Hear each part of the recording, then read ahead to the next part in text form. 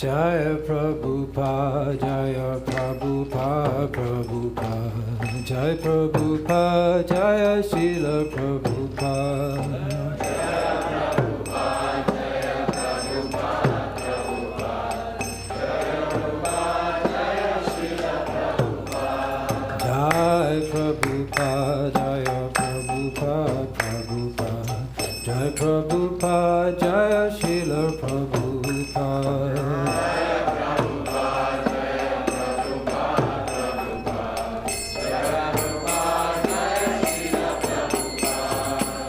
Jai Prabhupada, Prabhupada, Prabhupada, Jai Prabhupada, Jai Srila Prabhupada.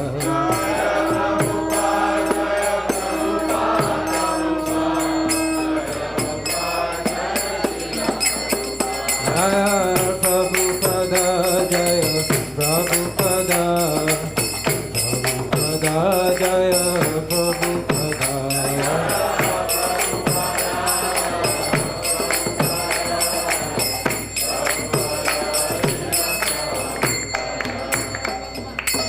Shri Guru Charana Padma Kevala Bhakti Sadma.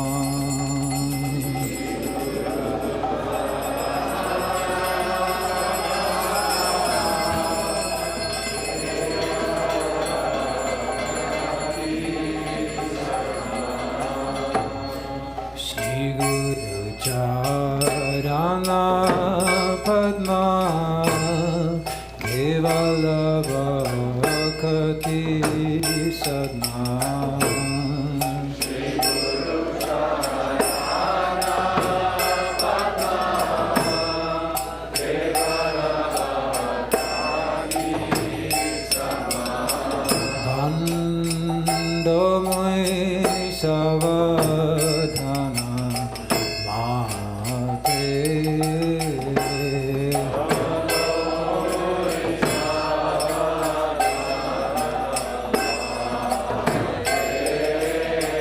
Bando Moi Savadhana Mate.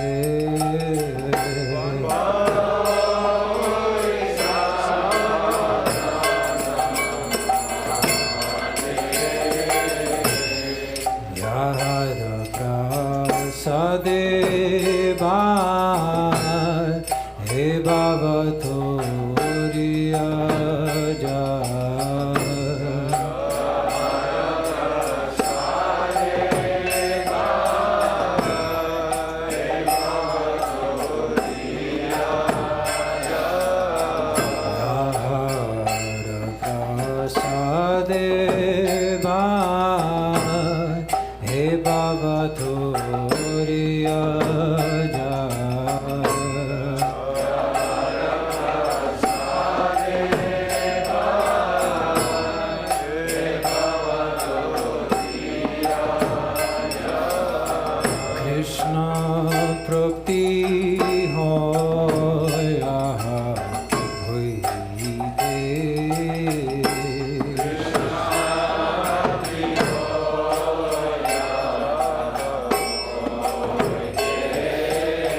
Krishna Prapti Hoya Hoite.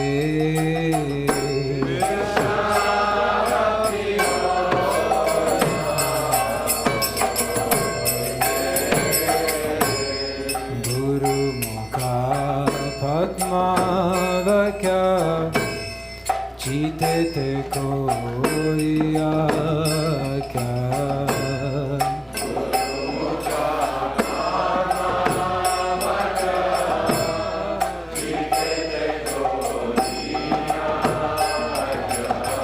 Guru Mukha Padma Vakya Chite Te Koya Kya. Guru Mukha Padma Vakya Chite Te Koya Kya. Anakori Ho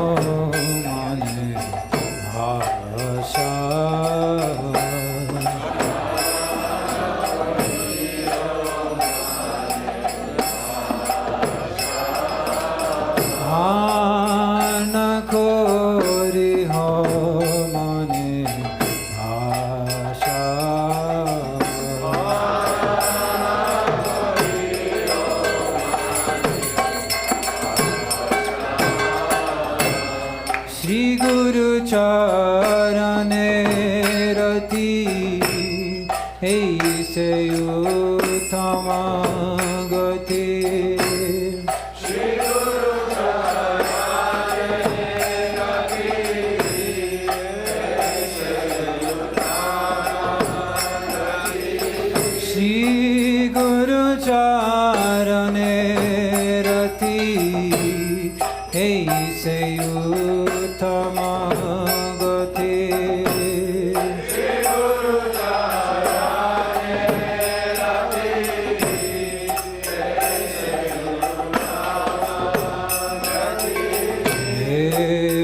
Sade pure sarva asha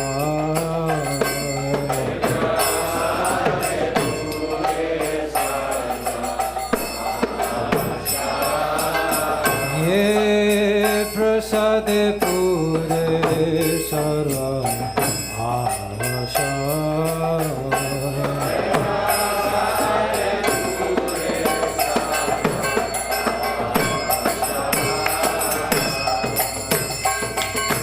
Chakudan dilo de jamne jamne prabhu se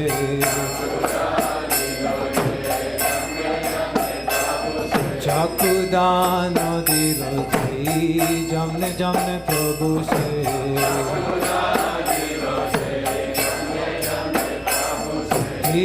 Dibeganide prokashito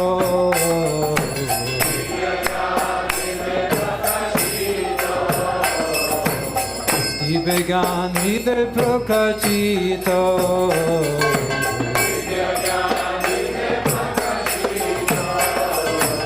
Hema bhaktiya te avida nashayate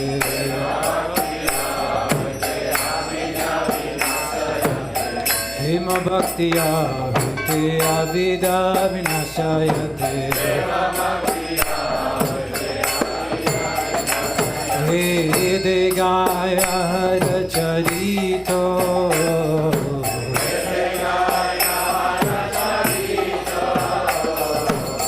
Vede gaya charito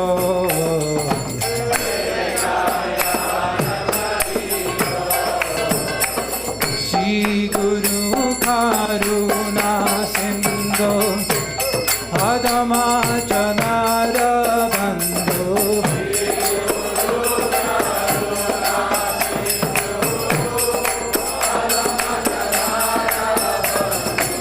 Shri Guru Karuna Sindhu Adama Chanara Bandhu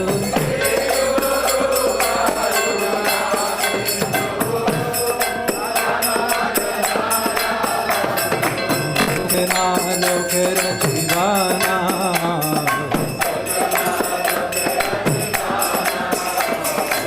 Prabhupada Lokera Chivana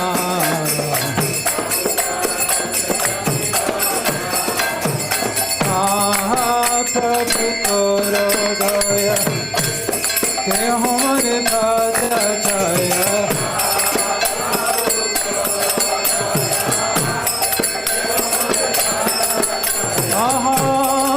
Prabhu Koro Daya Te Homare Pada Chaya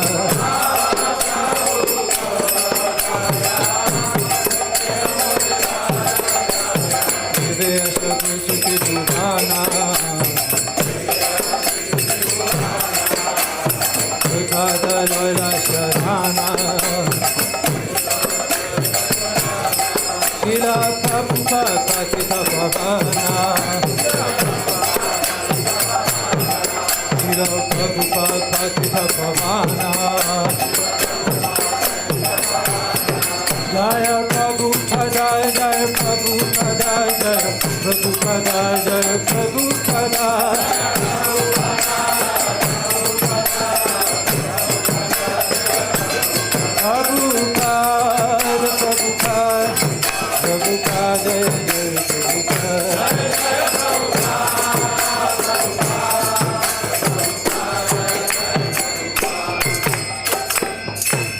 Nama Om Vishnu Padaya Prestaya Bhutale Srimate Bhakti Vedanta Swami Niti Namine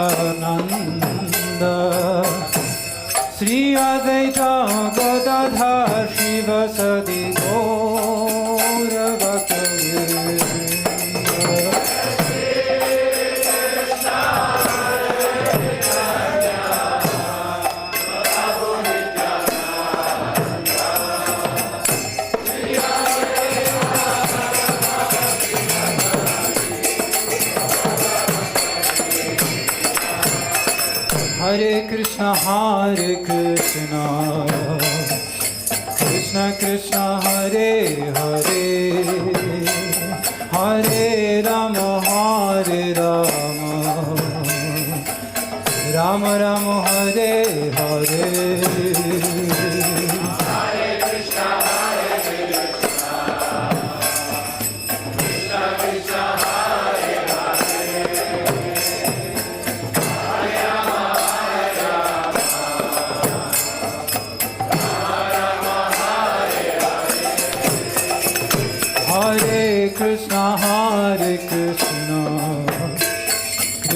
Krishna Hare Hare, Hare Rama, Rama Rama, Hare Hare. Hare Krishna, Krishna Krishna, Hare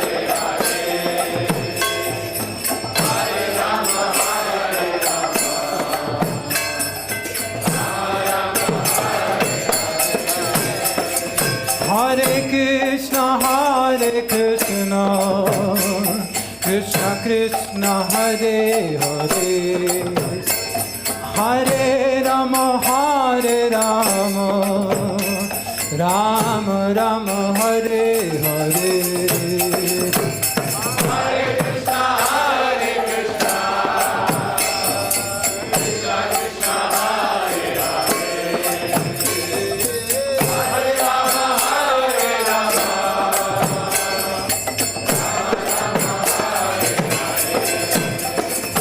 Hare Krishna,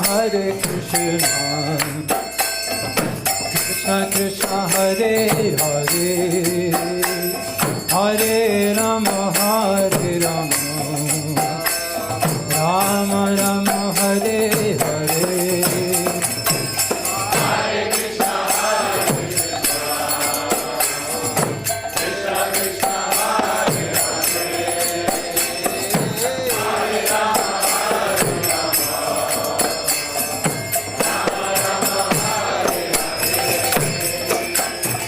Hare Krishna, Krishna Krishna, Hare Hare, Hare Rama, Rama Rama, Hare Hare. Hare Krishna,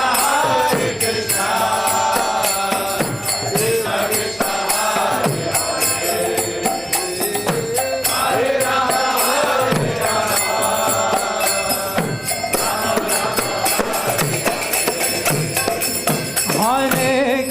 Hare Krishna, Krishna Krishna, Hare Hare, Hare Rama, Rama Rama, Hare Hare. Hare Krishna, Krishna Krishna, Hare Hare, Hare Rama, Rama Rama, Hare Hare. Hare Krishna, Krishna Krishna, Hare Hare, Hare Rama, Rama Rama, Hare Hare. Hare Krishna, Krishna Krishna, Hare Rama, Hare Krishna, Krishna Krishna, Hare Hare, Hare Rama, Rama Rama, Hare Hare.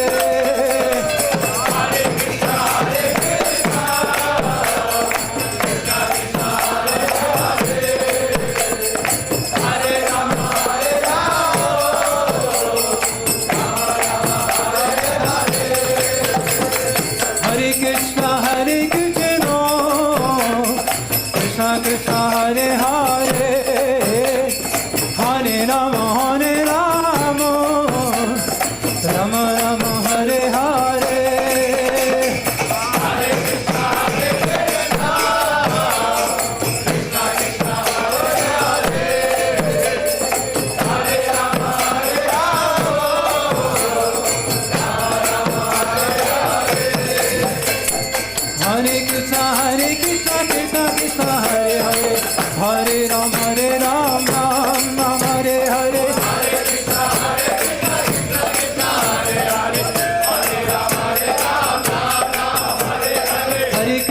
Hare Krishna, Krishna Hare Hare, Hare Rama, Hare Hare. Hare Krishna, Krishna Krishna, Hare Hare, Hare Rama, Ram Ram, Hare Hare.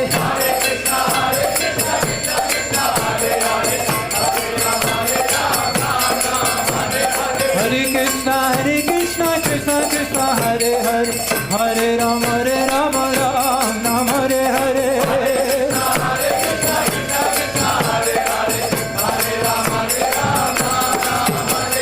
Hare Krishna, Krishna Krishna, Hare Hare, Hare Rama,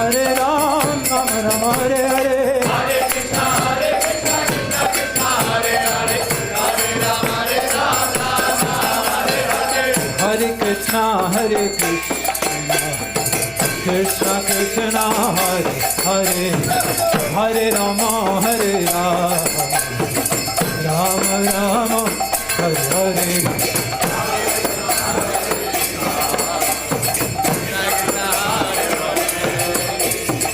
Hare Rama, Hare Rama, Rama Rama, Hare Hare.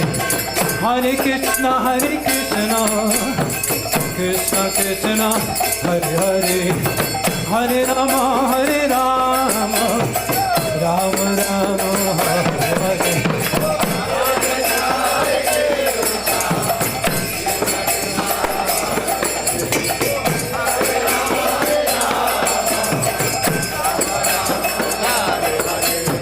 Hare Krishna, Krishna Krishna, Hare Hare, Hare Rama, Rama Rama, Hare Hare.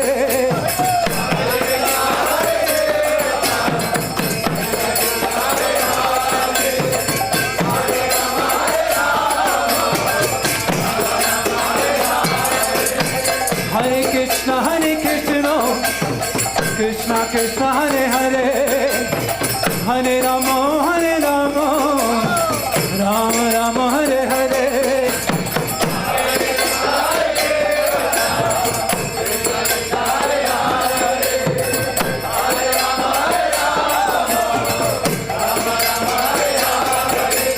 Hare Krishna, Krishna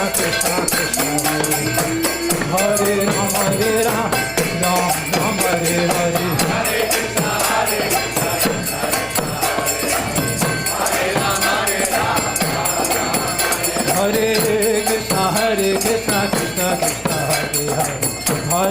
Hare, Rama, Rama Hare Hare.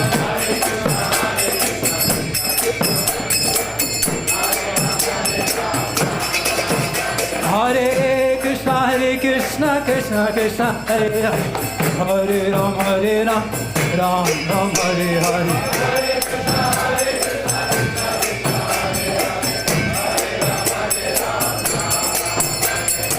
Hare Krishna, Krishna Krishna, Hare Hare, Hare Rama, Rama Hare Hare.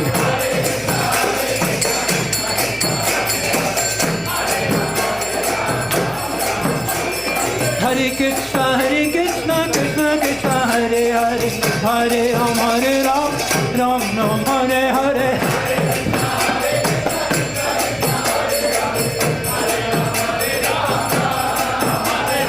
Hare Krishna, Krishna Krishna, Hare Hare, Hare Rama, Rama Hare Hare.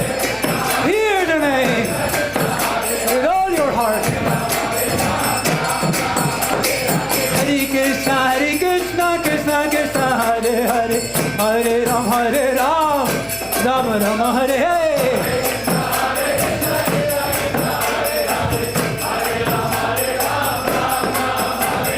Hare Krishna, Krishna Krishna, Hare Hare, Hare Rama, Rama Hare Hare.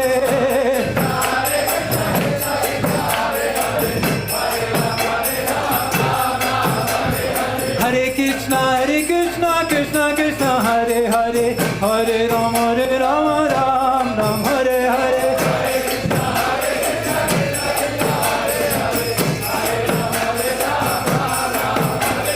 Hare Krishna, Krishna Krishna, Hare Hare, Hare Rama, Rama Hare.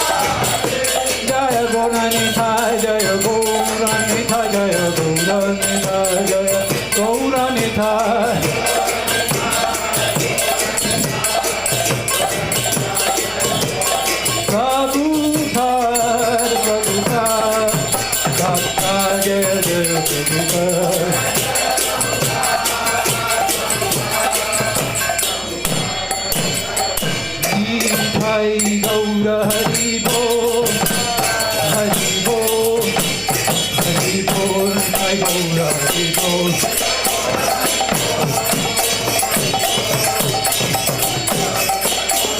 Nitai Gaura Hari Bol, Hari Bol, Hari Bol, Nitai Gaura Hari Bol.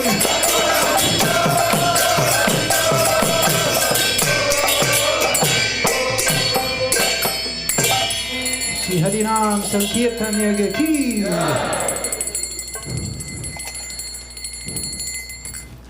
Jai Vishnu Paramahansa Parivrajacharya Shtatrashati Srimati Nandi Goswami. His Divanga Shila Abhay Charanara Linda Bhakti Granta Swami Shila Prabhupada Ki. Jai Vishnu Paramahansa Parivrajacharya Shtatrashati Shishimati Randi Goswami Svanga Shila Bhakti Siddhanta Saraswati Thakur Maharaj Prabhupada Ki. Jai Vishnu Pachila Gaur Kishora Babaji Maharaj Ki. Jai Vishnu Pachila Sachidananda Bhakti No Thakur Ki.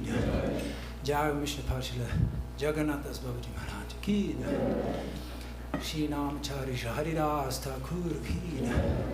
Prem se Gaur Shri Krishna Chaitanya Prabhu Nityananda Shri Advaita Gadadhar Shivasari Gaur Bhakta Vrinda Ki. Shri Radha Krishna Gopa Gopinath Shyama Kunda Radha Kunda Giru Hridana Ki. Shri Radhumi Dham Dham Ki. Shri Nilajar Jagannath Puri Dham Ki. Shri Navadip Mayapur Dham Ki. Shri Ganga Maya Muna Maya Ki. Tulasi Maharani Bhakti Devi Ki. Shri Mati Radharani Ki. Jai Shri Harinam Sankirtan Yagya Ki. Shri Harinam Prabhu Ki. Samaveta Bhakta Vrinda Ki. Jai Nitai Gaur Premananda Hari. Oh, glories to the seven devotees. Oh, glories to the seven devotees. Oh, glories to the seven devotees. Oh, glories to Shri Guru, Shri Gauranga. Oh, glories to Swami Vishnu Prabhupada.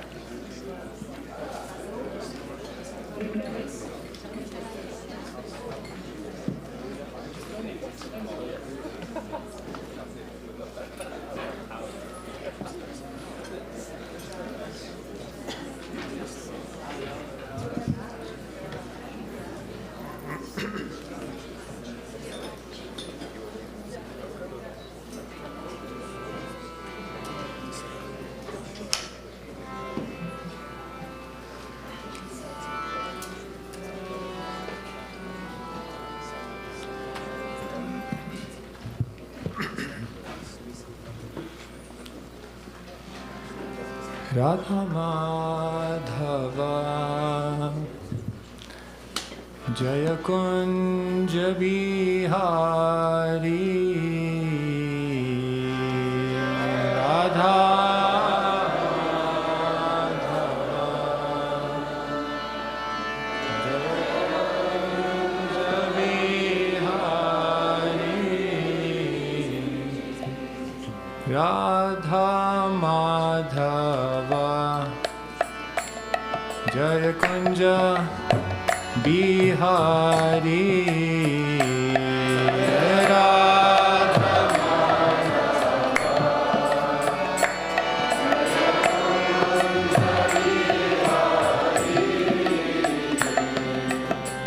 Gopi Jana Vallabha Girivaradhari Gopi Jana Vallabha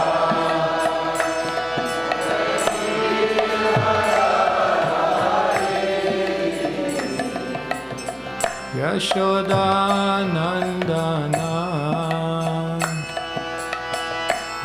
Janaranjana Yashodanandana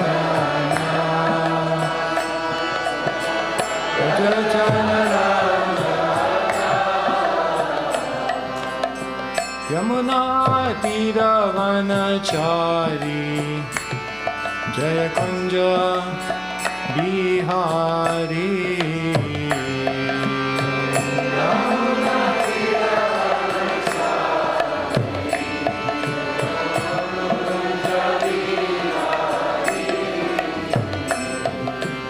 Yamuna Tiravanachari Jaya Kunja Bihari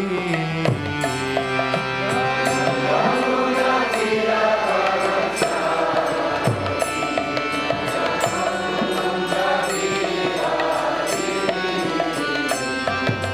Radha Madhava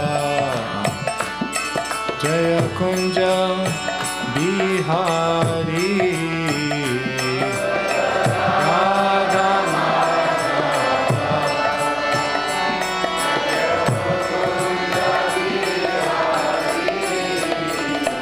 Radha Madhava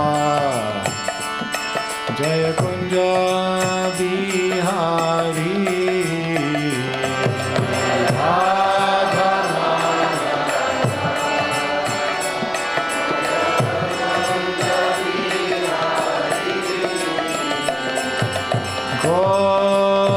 Jana Vallabha Girivaradhari Gopi Jana Vallabha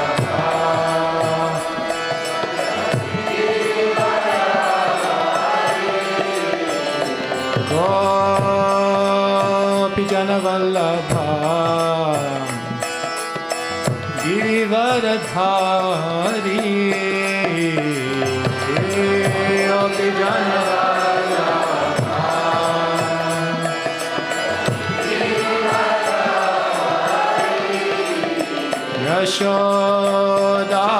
Yashodanandana Janaranjana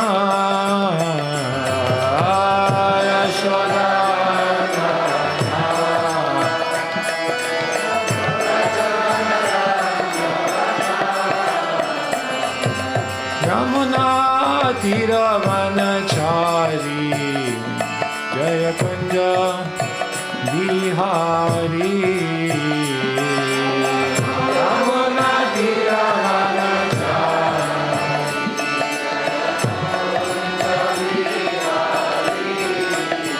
Yamuna Tiravanachari Jaya Kunja Bihari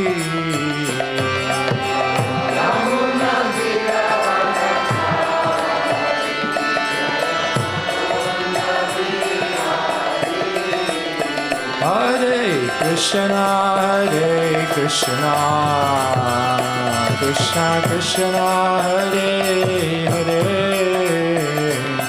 Hare Rama, Hare Rama, Rama Rama, Hare Hare, Krishna Hare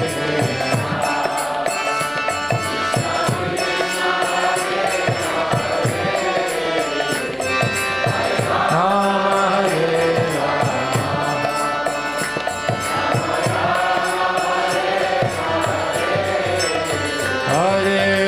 Krishna, Hare Krishna, Krishna Krishna, Hare Hare,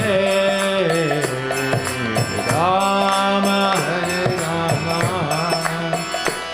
Rama Rama, Hare Hare, Krishna Hare Krishna, Krishna Hare Hare.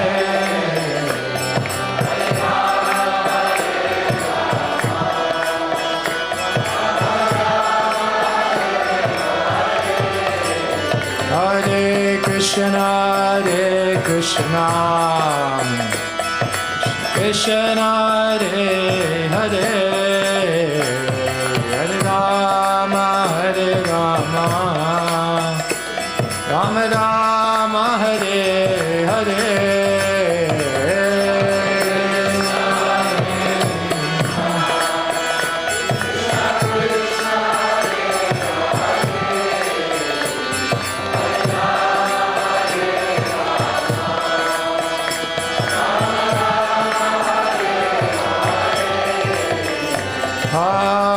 Krishna, Hare Krishna, Krishna Krishna, Hare Hare, Hare Rama, Rama Rama, Hare Hare.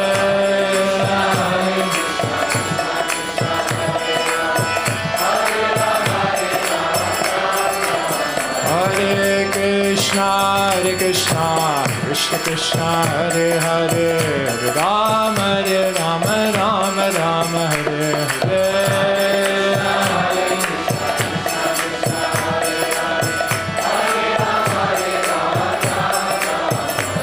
Hare Krishna, Krishna Krishna, Hare Hare, Hare Rama, Rama Rama, Hare Hare, Krishna,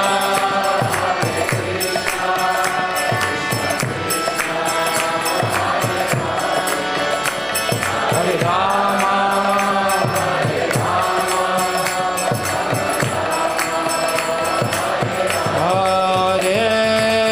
Krishna, Hare Krishna, Krishna Krishna, Hare Hare, Hare Rama, Rama Rama, Hare Hare, Krishna, Krishna,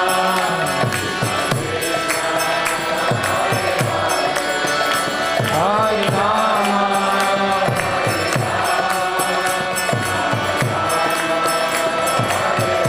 Krishna, Krishna Krishna, Hare Hare, Hare Ram, Rama Rama, Hare Hare.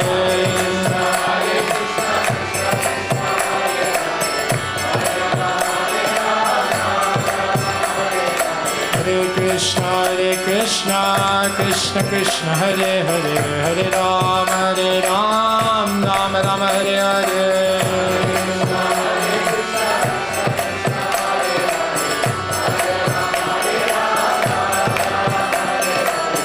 Krishna, Krishna Krishna, Hare Hare, Hare Rama, Rama Rama, Hare Hare.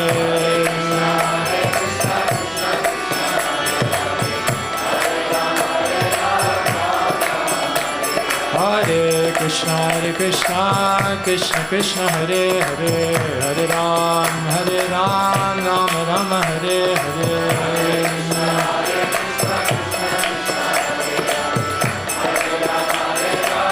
Nitai Gaur, Hari Bol, Hari Bol, Hari Bol, Nitai Gaur, Hari Bol.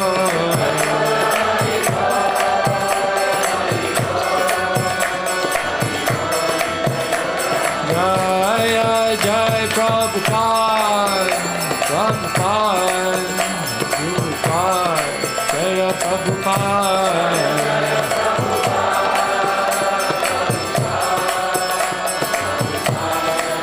Jaya Jai Prabhupada, Prabhupada, Jaya Prabhupada.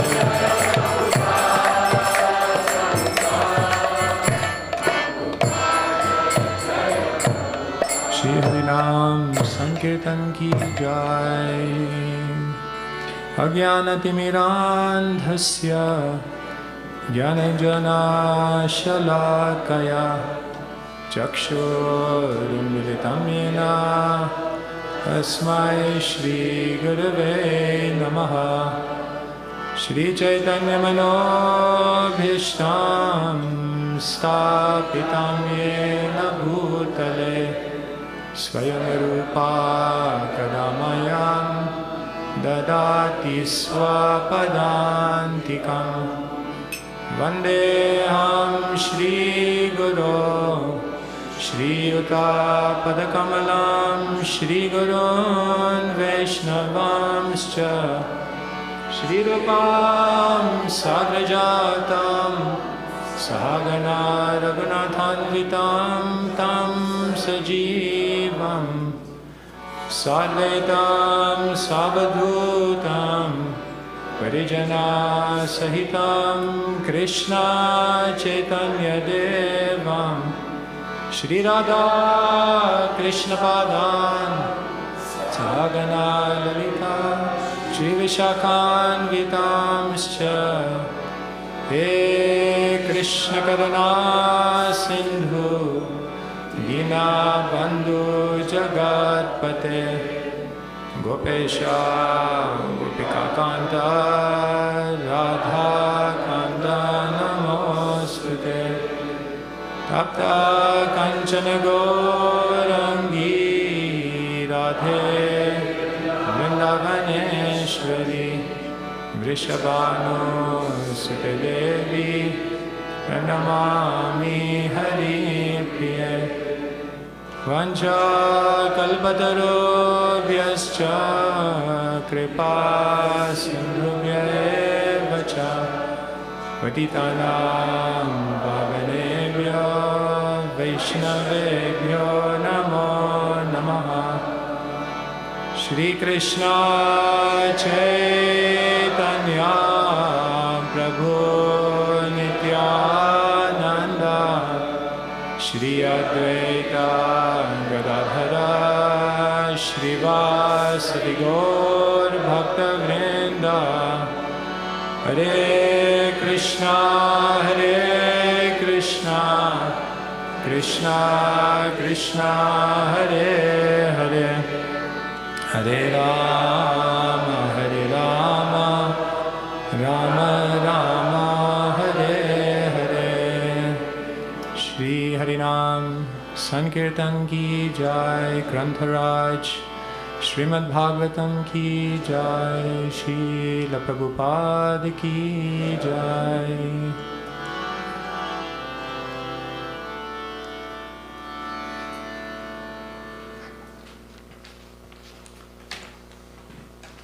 Hare Krishna, everyone. So, thank you so much for being here. It's my honor to be here. I'm sorry we came a little late yesterday. I had a special service. I had to make sure Damodar Prasad didn't watch the World Cup final. He said, we'll drive at 8:45. 8:45. Who won? Okay, just checking who watched it.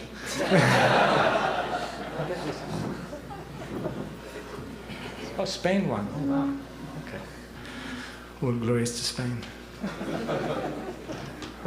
So, but I was tuning in, and it was beautiful to hear everyone's speech before.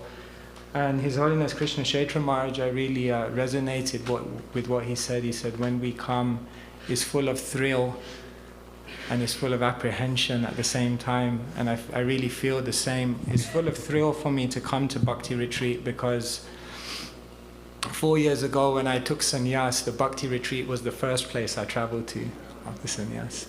So I feel very much at home here, and the Vaishnavas are so wonderful, so welcoming, so loving, and so sincere and deep. And that kind of leads me to the apprehension, because sometimes I think, oh, Krishna, what will I share with everyone that will hopefully fulfill some of your aspirations for being here. So I hope that we will be able to discuss something, the mysteries of Kuruksetra. Before I begin, I just offer my respects to His Grace Badahari Prabhu, His Holiness Sachinandan Maharaj, His Holiness Krishna Kshetra Maharaj, Her Grace Kosharupa Mataji, all the Vaishnavas, senior devotees here, Shamananda Prabhu, who always gave me a really good room this time. It's always good, but this time it's extra special. Worth coming to the retreat just for the room, you know? That view is pretty amazing. And just all of you for being so welcoming and giving me your attention. You've all made such a sacrifice to come. And then we feel like we have to reciprocate with you by sharing something meaningful. So only with your blessings is it possible. And here we are in the mountains. And it relates to our topic because every place carries an energy. They say location carries energy. So, you know, in times of yore, the sages would go up to the mountains, or they would go deep underneath the ground in caves, or they would go and disappear into the forest. But these were the kind of three archetype places that sages would go to, because there's a certain energy, there's a certain depth that comes when we're in places like this. So location definitely carries an energy. Every country I travel to carries an energy. Every city carries its own flavor. I've heard that Zurich has the highest density of millionaires per square foot, apparently. If you didn't know that. Good place for fundraising. And even Srila Prabhupada had its places, isn't it? Prabhupada said, Mumbai is my office, Mayapur is my place of worship, and Vrindavan is my home. So it's very interesting how different locations, different spaces carry a different energy. We even know the dhams have a different energy. Mayapur carries the spirit of Audarya, like just magnanimity, just such kindness. It's so beautiful when Vrindavan Das Thakur begins Chaitanya Bhagavat. And then the very first line of the Chaitanya Bhagavat, how does he glorify Mahaprabhu? Ajanu lambita bujo kanakavadato. It's very interesting that his 11,000 verse biography, magnum opus of Vrindavan Das Thakur, and the way he opens his glorification of Mahaprabhu is to say, Mahaprabhu has really long arms. I always read that, I thought, wow, that's an interesting way to start, like your glorification of a great personality. But then I realized it's very deep, because Mahaprabhu's arms are so long, right, that they reach out. They reach out to people and they bring everyone. And what Mahaprabhu's arms then do is embrace everyone and bring them in. So the long arms are not inconsequential. They have such a mood of compassion, of magnanimity. And therefore, Sridham Mayapur is so kind in that way. I always remember His Holiness Jayapataka Maharaj saying, lying down in Sridham Mayapur is like paying obeisances. So even when you're lying down, Mahaprabhu says, oh, just paying obeisances. Don't lie in though, but... And then Jagannath Puri carries the energy of viraha, you know, such a mood of separation. It's an explosive place, actually, Jagannath Puri, because Jagannath is Krishna in separation of Sri Radha. And then Mahaprabhu comes to Puri and decides to stay there. And Mahaprabhu is Radha, experiencing separation from Krishna. So when Radha is separation from Krishna, Krishna separation, explosion. So a very, very mystical place, Jagannath Puri. And then obviously Braj, the place of sweetness, the place that steals your heart. They say if you don't cry when you leave Vrindavan, then it means you never really entered in the first place. Because if you see this land and if you actually witness the sweetness that's there, how can you survive anywhere else? It's very difficult. So, but today, this week, we're not looking at any of those places. We're looking at Kuruksetra. And you may think, why Kuruksetra? What's so special about Kuruksetra? So I'll try to explain how Kuruksetra has been a place that for some years has fascinated my mind. And it first fascinated my mind because the Bhagavad Gita just became such an important book for me in my life. I first read it about 30 years ago, and I continue to read it every day, and it just keeps saving me every day, personally, and also when I have to go out and share things with people as part of our service, it's the book that I always go to. So the Bhagavad Gita has always been like such an important text for me, and therefore Kuruksetra has always been important. But there are further dimensions and mysteries to this land, so I will try to share that with you. Here Prabhupada says, Krishna's Leela, either in Kuruksetra or Vrindavan, the same thing, we should know. So that's what I'll try to share with you in the coming days. And as we do customarily in the morning, we'll always begin with the Bhagavatam. So that's what we'll do today. Om Namo Bhagavate Vasudevaya. Om Namo Bhagavate Vasudevaya. Om Namo Bhagavate Vasudevaya.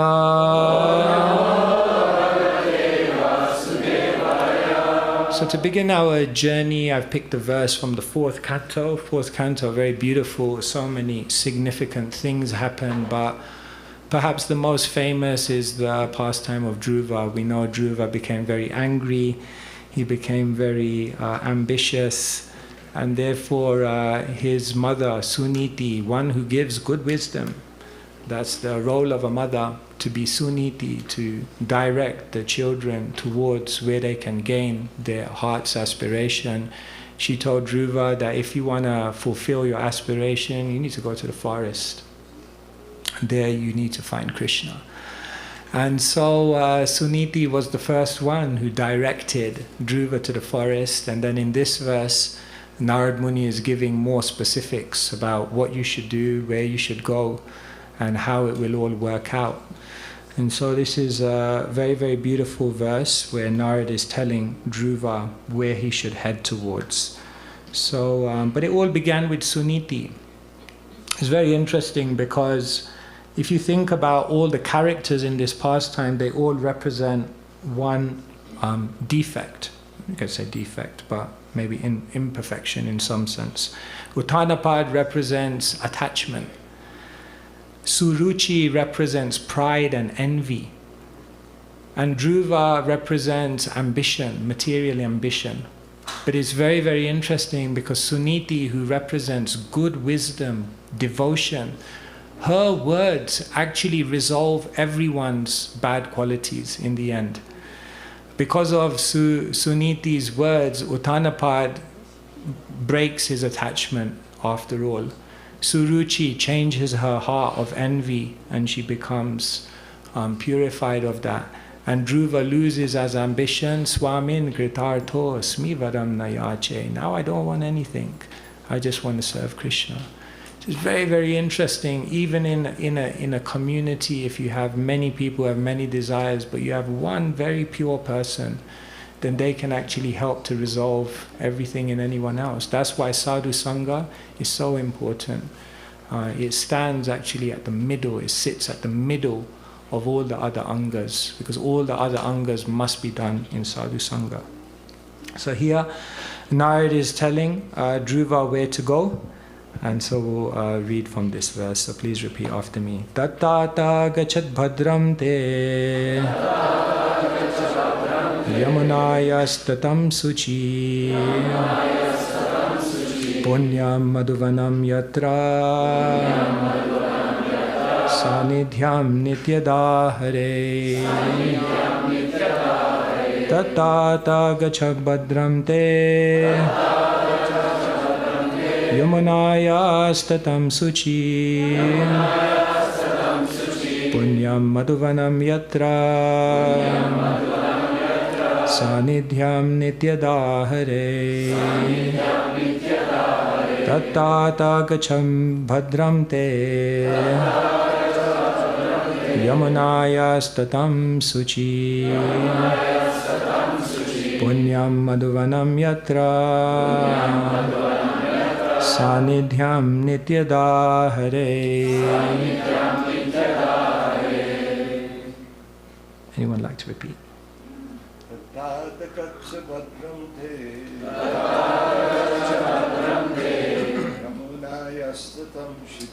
Yamunayastatam shuchi Punyam madhuvanam yatra Sanidhyam nityadahare Sanidhyam nityadahare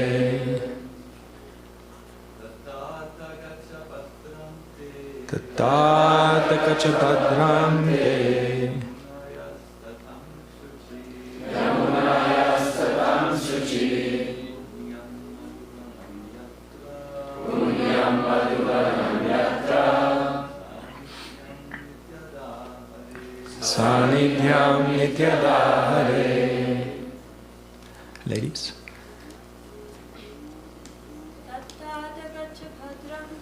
Tattata gaja bhadram te Yamunayastatam suchi Punyam madhuvanam yatra Sanidhyam nityadahare. Okay, translation and purport by His Divine Grace Srila Bhaktivedanta Swami Srila Prabhupada Ki Jai. My dear boy, I therefore wish all good fortune for you. You should go to the bank of the Yamuna, where there is a virtuous forest named Madhuvan, and there be purified. Just by going there, one draws nearer to the Supreme Personality of Godhead, who always lives there. Very, very beautiful. Sometimes you wish, I wish I got an instruction like that.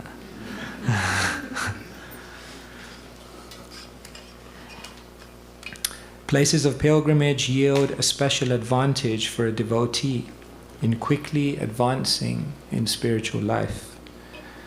Lord Krishna lives everywhere, but still it is very easy to approach Him in holy places of pilgrimage because these places are inhabited by great sages. Lord Shri Krishna says that He lives wherever His devotees are chanting the glories of His transcendental activities. There are many places of pilgrimage in India, and especially prominent are Badri Narayana, Dwaraka, Rameshwara, and Jagannath Puri. These sacred places are called the four Dhammas. Dhamma refers to a place where one can immediately contact the Supreme Lord. To go to Badri Narayana, one has to pass through Haridwar on the path to the Supreme Personality of Godhead. Similarly, there are other holy places of pilgrimage such as Prayag, Allahabad, and Mathura, and the topmost of them all is Vrindavan. Unless one is very advanced in spiritual life, it is recommended that he live in such holy places and execute devotional service there. But an advanced devotee like Narad Muni, who is engaged in preaching work, can serve the Supreme Lord anywhere. Sometimes he even goes to the hellish planets. Hellish conditions do not affect Narada Muni because he is engaged in greatly responsible activities in devotional service.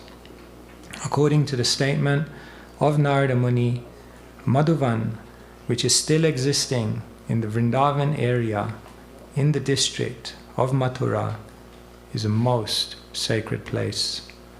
Many saintly persons still live there and engage in the devotional service of the Lord.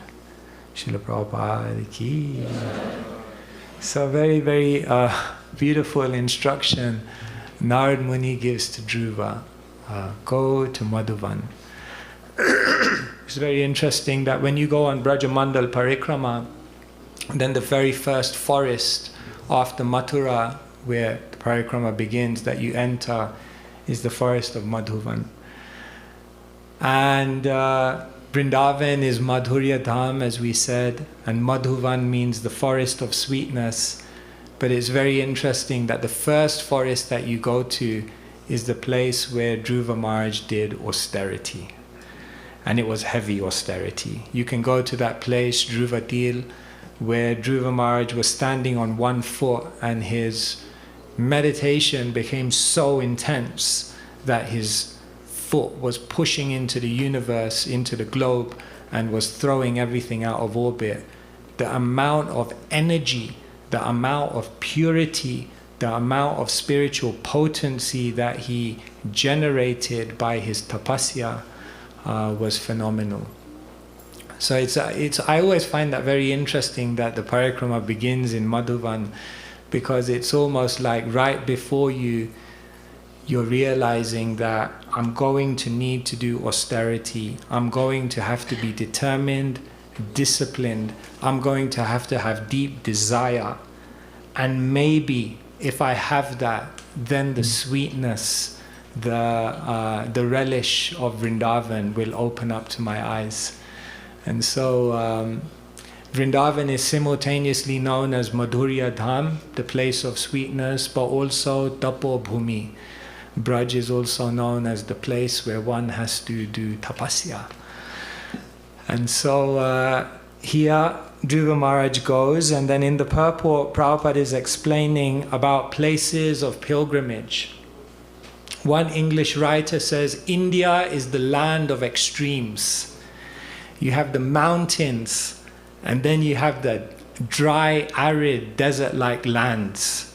He says in India you have incredible wealth, and you simultaneously, side by side, have abject poverty. In India you can have the burning sun of the summer sun, and you can simultaneously have the thunderous monsoons. He says in India you can experience incredible kindness, and at the same time incredible disregard. Maybe also experience that sometimes. And then he says India is also the land of the extremes, because it's in the material world, but somehow it just feels like it's out of this material world at the same time. So India, a very, very interesting place. And obviously we know India is considered the land, back in the 60s and 70s, everyone wanted to go India, because it was considered the land where there are tirthas, the land where there are dhams, the land where you can go and perhaps you'll be able to connect to something higher. And so here Prabhupada begins the purport by talking about how places of pilgrimage are so important, so much a part of our life. And then Prabhupada goes on to talk about the different dhams that are there. Of course, we know these are the famous Char Dham. So in the north you have Badri Narayan, in the south you have Rameshwaram. Excuse me. In the west you have Dwarka, and in the east you have Jagannath Puri.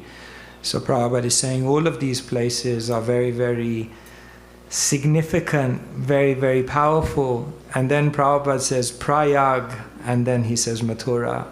It feels like Prabhupada said Prayag because he stayed in Prayag also, right? For some time, he had his pharmacy there. So Prabhupada is putting a shout out there for Allahabad, where he also stayed. But then Prabhupada eventually made Vrindavan his home. And Prabhupada says Vrindavan is the highest of all of them. And then here, this line in the second paragraph of the purport is interesting, because you almost feel like Prabhupada was going to say something else. Here he says, unless one is very advanced, it is recommended that, and you're expecting him to say that one should not live in the holy place, because we generally hear that. But here Prabhupada says, unless one is very advanced, it's recommended that he should live in the holy place, which is like an interesting, sometimes variation or contrast to what we normally hear. And then he says that Narad Muni can go anywhere because he's carrying Krishna in his heart. We know that Bhavad Vida Bhagavatas Tirtha Bhuta Svayam Vibho, that the great devotees are like walking places of pilgrimage. They go to the places of pilgrimage to relieve all the burden that has been left there by sinful people. So he says for Narad Muni, no problem, he can go anywhere. And then Prabhupada ends by glorifying Madhuvan and saying that this place is still existing. So India, the land of tirthas, dhammas, very, very important. We have these two words, tirtha and dhamma. And it's very interesting that, have you noticed how very, very rarely Hare Krishna devotees use the word tirtha? Have you noticed that? It's very interesting. In India, if you go, tirtha is actually the favored word for a holy place. But if you notice, Gaudiya Vaishnavas very, very rarely use the word tirtha, because tirtha and dhamma both mean a holy place. But you can understand by the word that someone uses what their motivation may be for entering that place. So generally, people go to tirthas to attain moksha. But people enter dhammas to achieve prema. You can say people visit tirthas because they want piety, isn't it? They'll do some sacrifice, they'll do some yajna, they'll do some atonement. But devotees would go to a dhamma because they want to experience bhava or rasa. And it's interesting, in tirthas, the general idea is that by going and circumambulating the tirtha, you can escape the cycle of samsara. So the whole idea is that if you circumambulate the tirtha, then by circumambulating the tirtha, you escape from the circumambulation of the material world and you come out. But people go to a dhamma and they do parikrama in a dham to actually remain there. When a devotee does a parikrama of the dham, then the idea is it's like a spider weaving a web. The spider is going round and round and round and round and round and round, and eventually you just get stuck there. So therefore, it's very interesting because parikrama literally means to walk around in circles. So in English language, if you tell someone you're going around in circles, it's generally like, it's a bad thing, right? Like you're going around in circles. You start here, you go all the way around, you take all this effort, and then you return to the same place. It's futile. Every journey is meant to take you somewhere. Every journey is meant to arrive in a different place. Every journey has a vision of where you want to get to. But that's exactly what parikrama is not. The whole idea of parikrama is you realize, I've already reached. There's nowhere else to go. This is it. And all I need to do now is just keep circling this place more and more and allow it to enter into the depths of my heart. And therefore, we do vraja, mandala, parikrama. It's even interesting, mandala. A mandala is like a concentric pattern that when you meditate on it and you engage your consciousness in it, you begin to see deeper and deeper things and have deeper and deeper realizations. So the Dham is also known as a mandala. It's a place of meditation, and therefore the whole idea of parikrama is to circle and just to remain there. So generally we don't talk about going to tirthas, we talk about going to dhammas.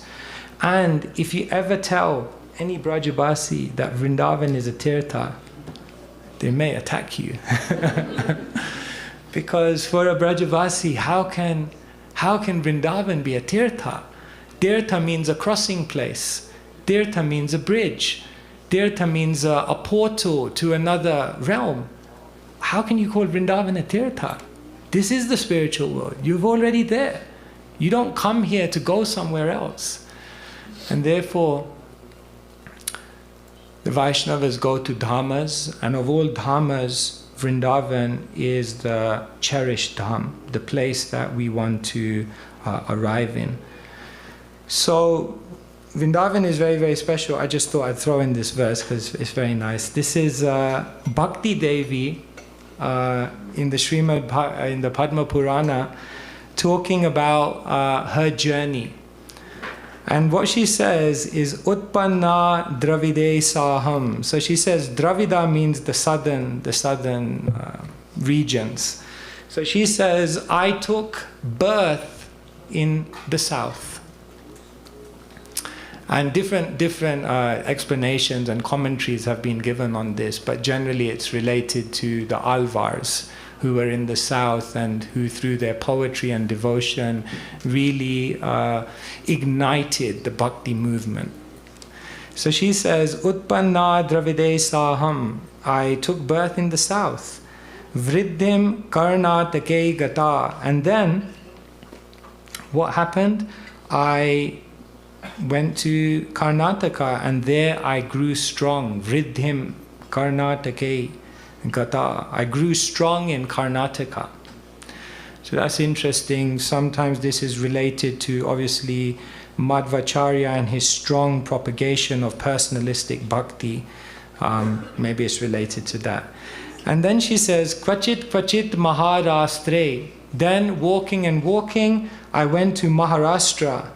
And there I was honored. So in Maharashtra you have also many famous bhakti saints like Tukaram and so on and so forth.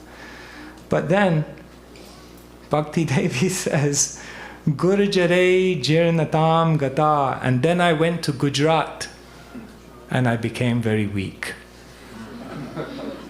Sorry to the Gujaratis out there. I'm also with you. It's very interesting. She says, and then I went to Gujarat and I became very weak.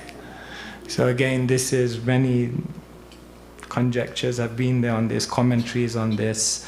Most seem to say it's related to the fact that in Gujarat you had impersonalistic bhakti traditions. Like Kabir and like that. So bhakti, very devotional in many ways, but have an impersonal slant to them, and therefore impersonalism in any form attacks the vitality of bhakti. So she says, Gurujare Jirnatam Gata. I became weak, very sick in Gujarat. And then Bhakti Devi says, Vrindavanam Puna Prapya. But then I reached Vrindavan. Puna Prapya. Again I reached Vrindavan. I attained Vrindavan. Navineva Surupini. And then my form became beautified again. Surupini. Very, very beautified again. In a beautiful form. Jataham Uvati Samyak. I became like a young maiden again. Shreshta Rupa tu Sampratam. So here, Bhakti Devi is basically saying that in Vrindavan, I flourish. Vraja is the place of bhakti. Vraja is our cherished destination. Vraja is the place that every Vaishnav keeps as the North Star. In the 4th chapter of the Adi Leela, Madhya Leela, where Madhavendra Puri's devotional service is described, is a very, very beautiful verse. And Prabhupada translates it very, very beautifully. Vraja Vasi Loker Krishna Sahaja Piriti Gopalera Sahaja Priti Vraja Vasi Prati. It's a very beautiful verse. It has like this alliteration to it. But the way Prabhupada translates it is he says, Brajabhumi, Vrindavan, is the ideal place to execute bhakti. Why? Vrajavasi Loker Krishna Sahaja Pariti. Because the Vrajavasis have a naturality in their devotion. Sahaja Pariti means just a very natural devotion. And not just that, Gopalera Sahaja Priti Vrajavasi Prati. And Gopal, Krishna, has such a naturality towards the Brajavasis. So, Braj, as we know, is a very, very special place because the naturality of the interaction between Krishna and his devotees, here we see all these pictures, which indicate such a natural devotion. Sahaja priti. And so this is what every devotee is trying to do. When religion stops being religion, and when it just becomes part of your very being, then you can understand you have arrived. Right? Conventional religion says, I give something to Krishna. Eventually someone may give everything to Krishna, but the religion of Braj is everything for Krishna, but Krishna is mine. It's very unique, actually, to have such an ownership, a sense of Krishna is mine. Such a personalism. Right? Some people may approach God and pray for certain things.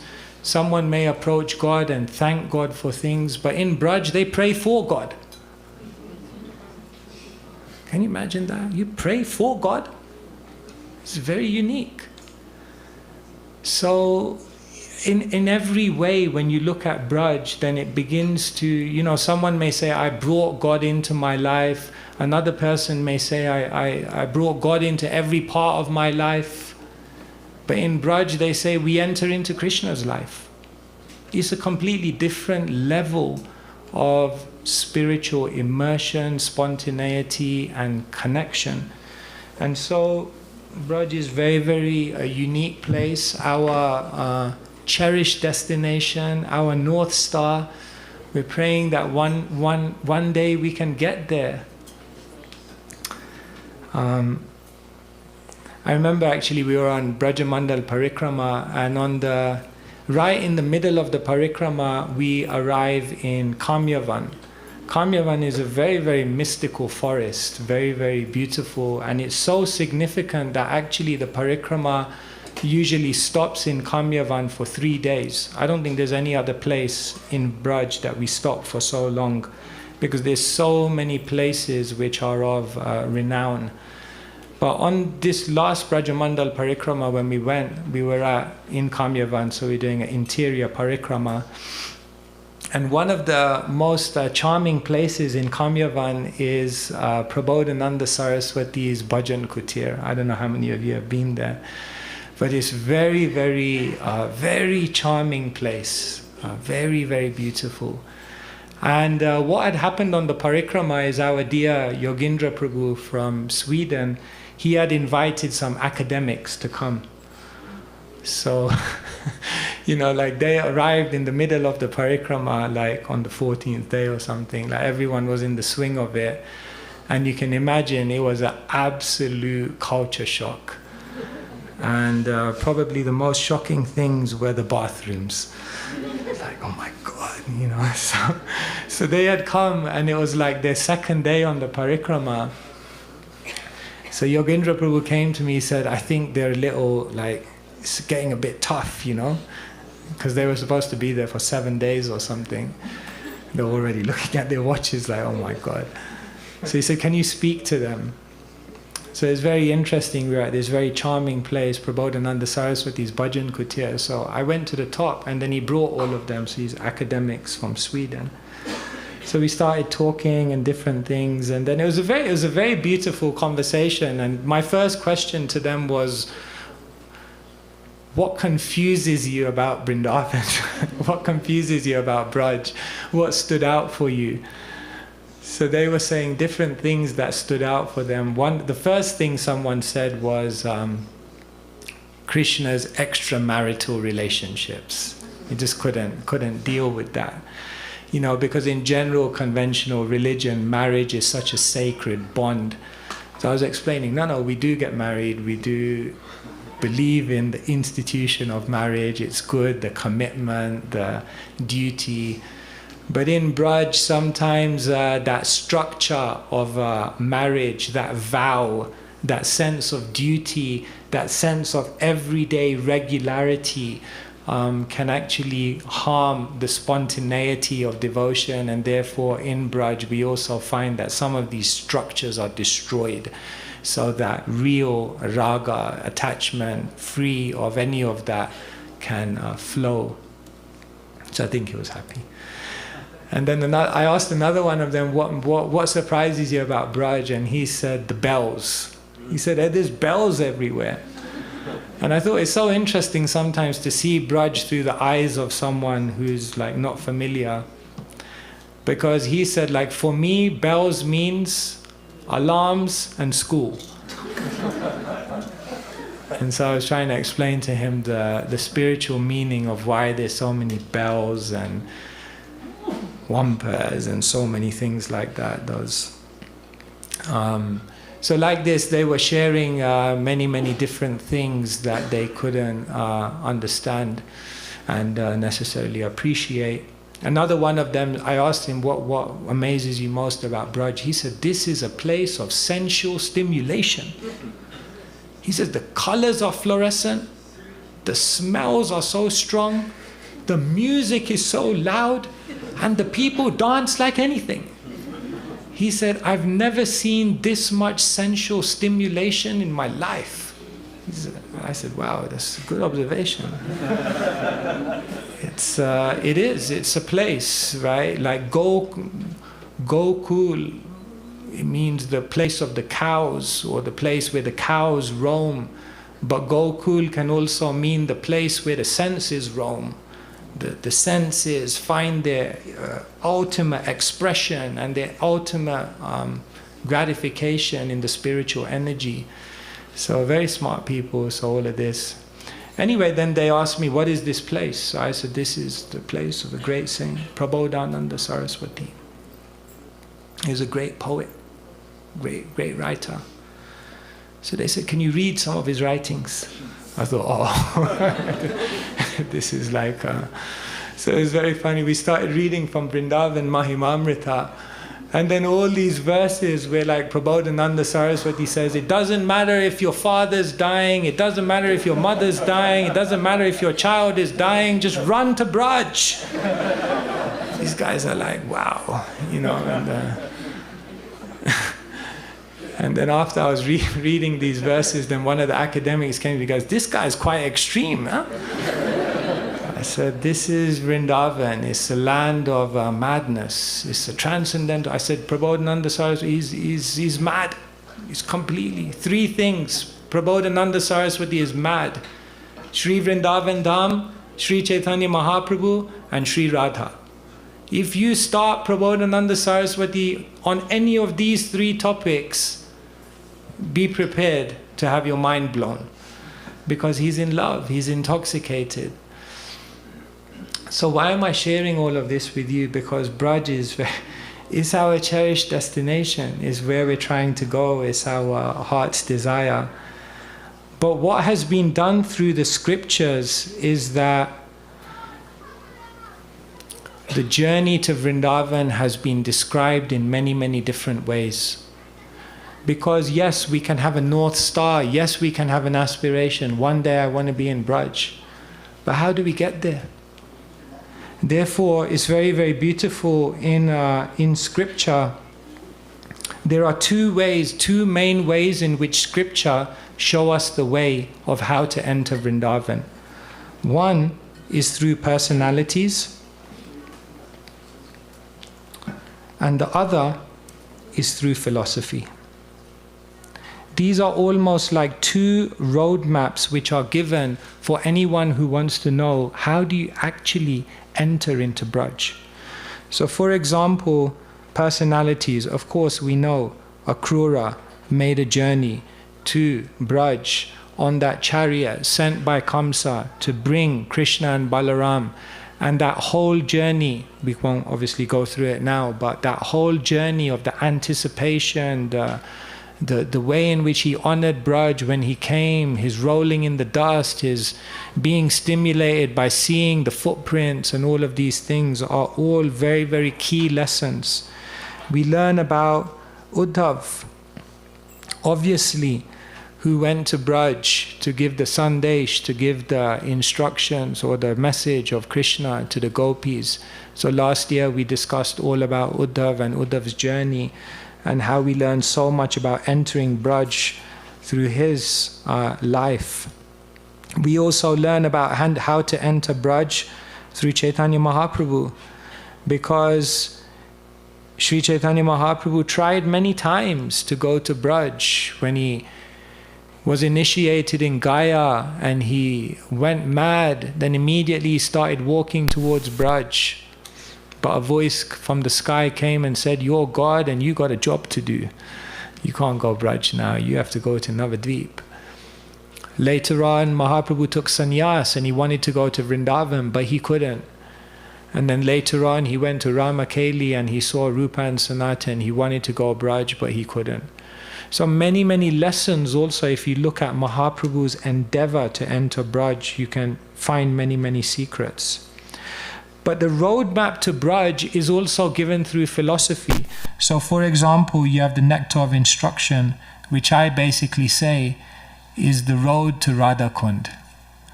Because the nectar of instruction tells you step by step what has to be done before you can appreciate Radha Kund. Step by step, teaching us. Then you have books like the Brihat Bhagavatamrita, which step by step show you why the gopis' love is so exalted, why Goloka Vrindavan is such an exalted dham. But step by step, in revealing the glory of Braj, so many secrets are given about how to actually enter Braj. Then, for example, you have Ramananda Samvad. So there, Mahaprabhu is asking, what's the ultimate goal of life? And then as we know, Ramananda is giving answers, Eho bhaiya, aake kohar. That's very external, say something more. So Mahaprabhu keeps pushing. And then he says, Eho haya. But still, that's good, but now say more. And then Ramananda keeps compounding the message. So there also, you see, actually is very interesting. In Shastra, Braj is never revealed automatically, like immediately. You see through all of these, it has to be revealed systematically. So therefore, generally what we're doing is to learn how to enter Braj. We're learning through personalities and we're learning through philosophies. But what I'm going to try to do this week is show you that there's a third way to understand how to enter Braj, and that is through a place. This is often talked about, but what secrets might the land of Kuruksetra have for someone who desires to enter Braj? This will be the topic that I will try to share with you, because I knew of Kuruksetra in one dimension. Later on I knew about it in 2 dimensions, but later on I realized there are more dimensions to Kuruksetra, and actually it provides a very, very deep insight into what may be required to enter Braj. So therefore I'm going to try to share 3 dimensions of Kuruksetra with you. The first and probably most obvious dimension of Kuruksetra is a Yuddha Kshetra. It's a battlefield. It's a place of fighting. What's that got to do with Braj? I will try to show you how this dimension of Kuruksetra is incredibly important if one wants to eventually reach Braj. Then what I will try to show you is that beyond being a Yuddha Kshetra, Kuruksetra is also a Dharma Kshetra. Dhritarashtra uvacha dharma kshetre Kurukshetre. Kuruksetra is a Dharma Kshetra. It's not just a place of fighting, but it's a place where Dharma is established. And therefore then here we will look at how Kuruksetra is showing about how to regulate our life. This is extremely important as well. But there's a third dimension of Kuruksetra, which is that Kuruksetra is also a Viraha Kshetra. It's also the place of deep separation. It's the place of deep longing. It's the place where the ache of distance becomes too much. And therefore, these 3 dimensions, I would suggest, are very, very important dimensions. In Kuruksetra, the Bhagavad Gita comes alive. We know that. But what we may not have meditated on as much is that in Kuruksetra, the Srimad Bhagavatam comes alive. In Kuruksetra, the Chaitanya Charitamrita also comes alive. Kuruksetra is a place of fighting, it's a place of regulating, and it's a place of longing.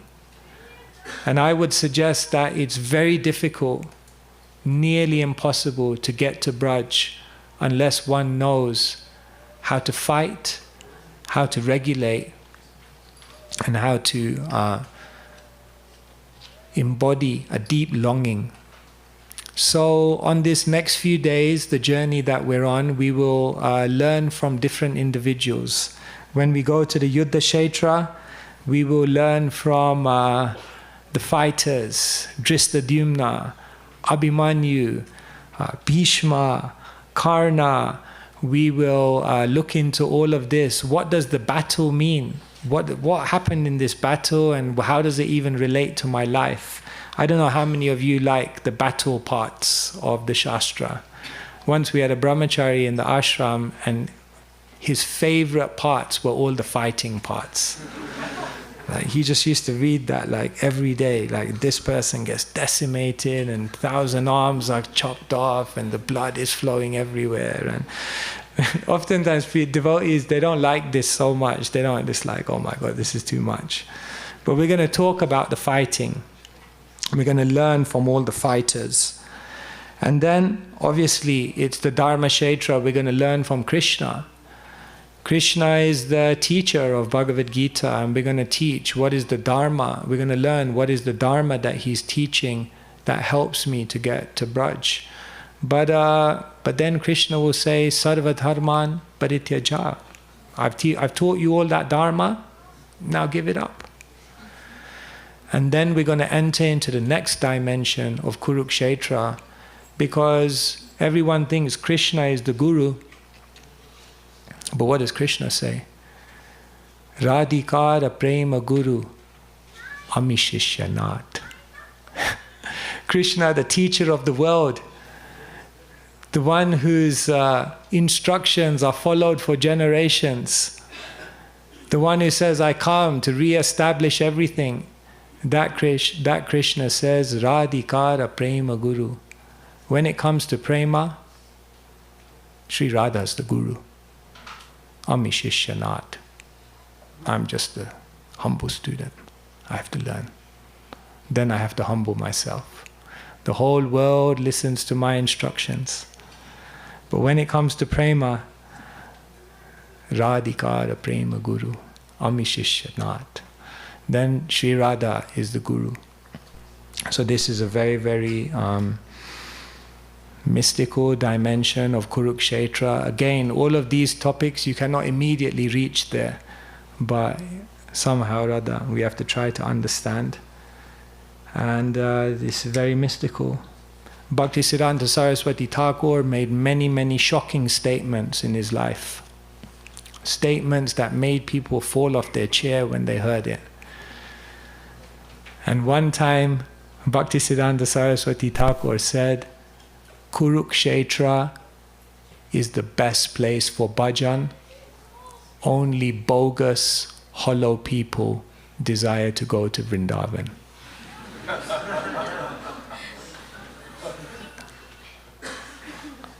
Kuruksetra is the ideal place for bhajan.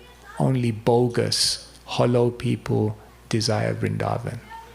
Wow, okay. Okay, let's sit with that thought for a second and see how we can enter the mystery of what he means by this. But this, you cannot penetrate this mystery intellectually.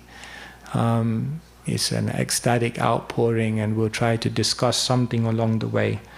So here today I'm just laying the foundation. Tomorrow we'll enter into the first dimension of Kuruksetra. So just, I'll open up for questions if you have any, but just to summarize.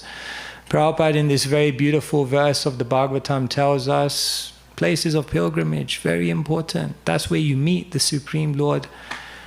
And Prabhupada says many places of pilgrimage, Braj. Braj is the place. Braj is our home. Remember, Braj is not a tirtha. Braj is a dham. You don't go to Braj to get somewhere else. You go to Braj to say, may I always live here for the rest of eternity. May I become frozen in eternity, right there. And why is Braj so special? Because it has a naturality of devotion. And so that naturality of devotion is what we seek. And it takes something to get there. So oftentimes we're learning how to get to Braj through personalities or through philosophies. But in the coming days, we'll look at how perhaps a place, Kuruksetra, has very mystical dimensions which can give us key insights of how to reach Braj, our cherished destination. Hare Krishna, Krishna Krishna, Hare Hare, Hare Rama, Rama Hare Hare. Srila Prabhupada ki jai. So I have a little bit of time, like 10 minutes or so. So if anyone has any comments or questions or things you would like to ask, then please go ahead. Yes, Prabhu. Is there a mic for Prabhu? Oh, Kuruksetra Maharaj.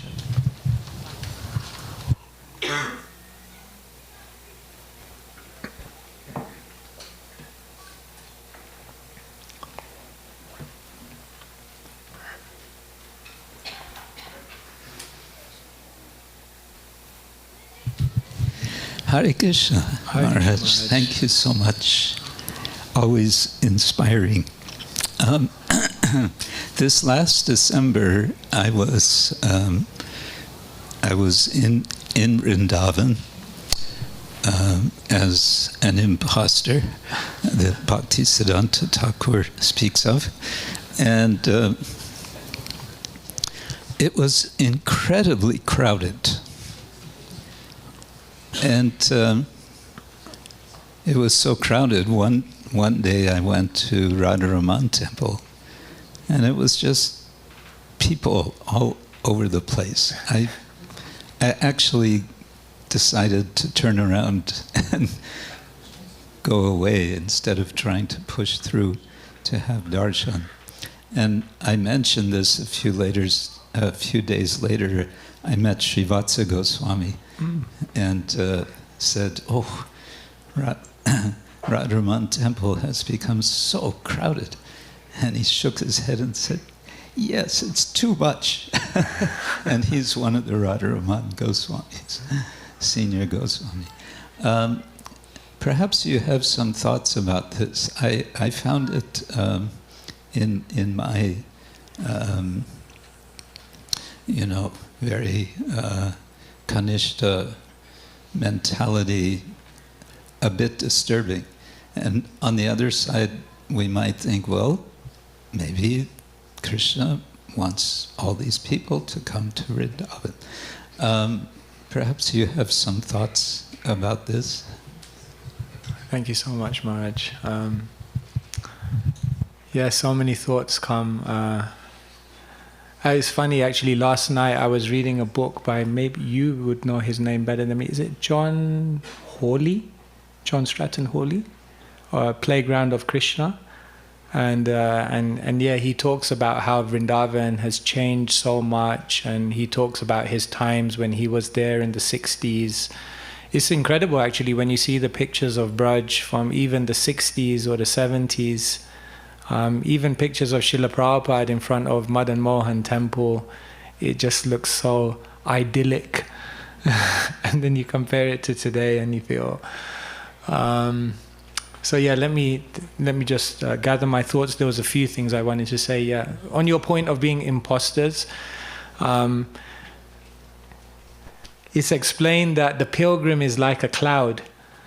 A cloud is...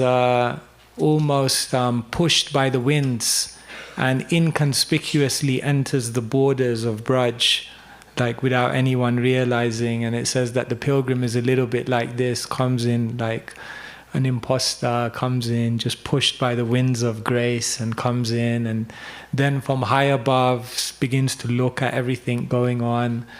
And then sometimes, like a cloud rains, sometimes the pilgrim is moved to tears by what they experience in Braj. But then when the time eventually comes, then the winds come again and the clouds are pushed out. So I was just remembering the clouds when you're talking about being an imposter, because pilgrims are compared to clouds.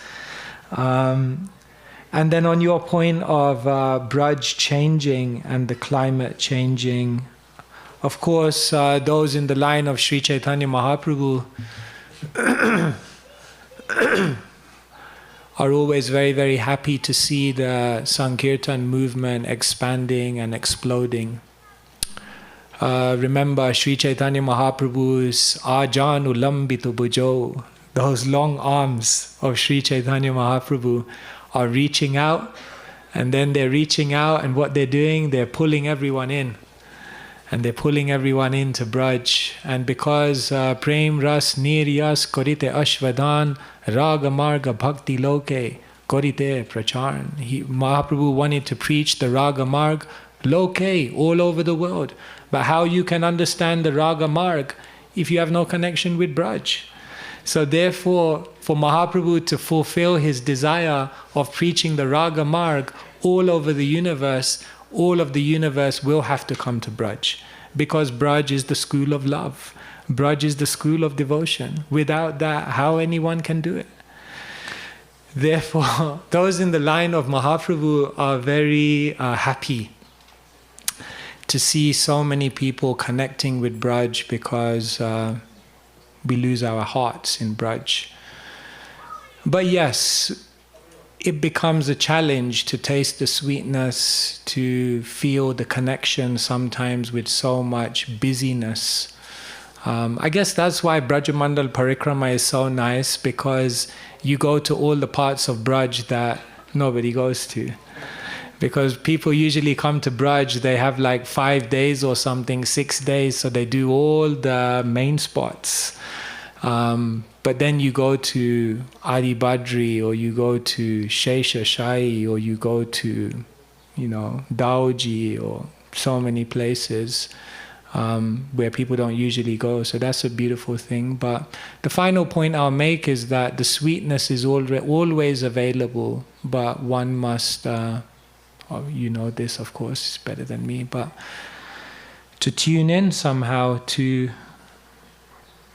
I always like this story of the Guru who taught his disciple, we hear and we see from something deeper than the senses.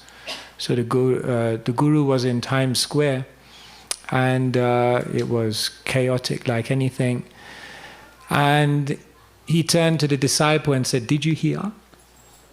He said, "What do you mean?" He said, "Didn't you hear that bird crying out for help?"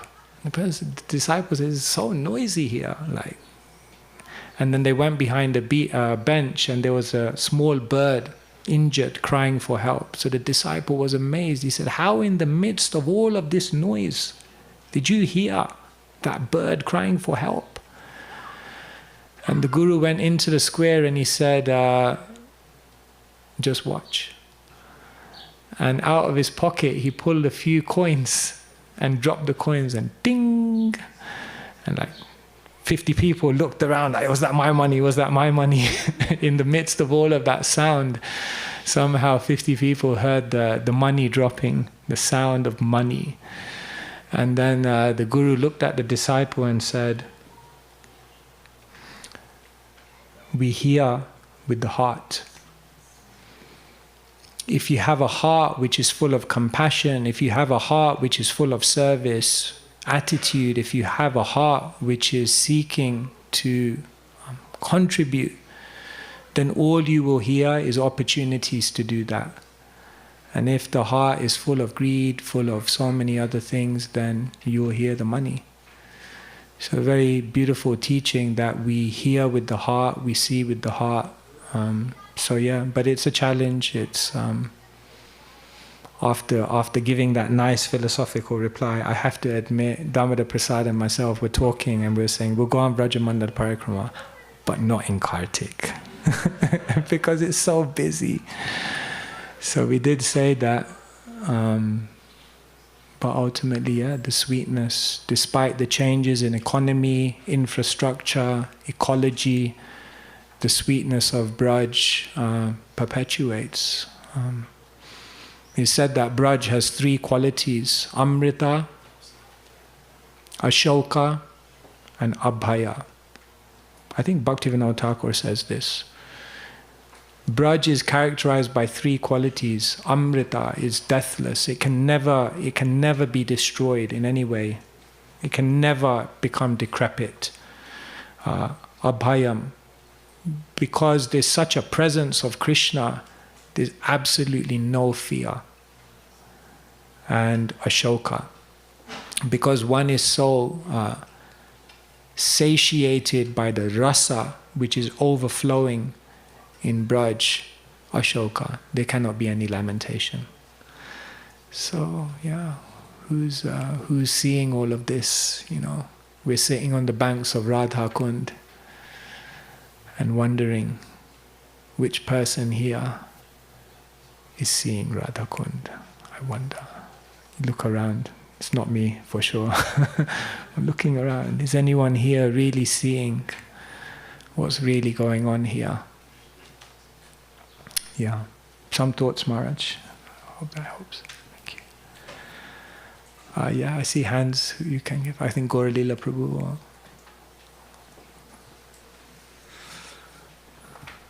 Gauralila Prabhu is going to do a play on Mahabharata, is it? Is it the fighting?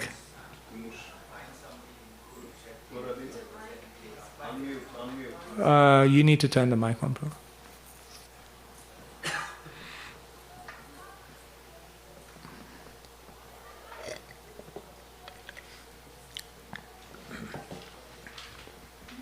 No.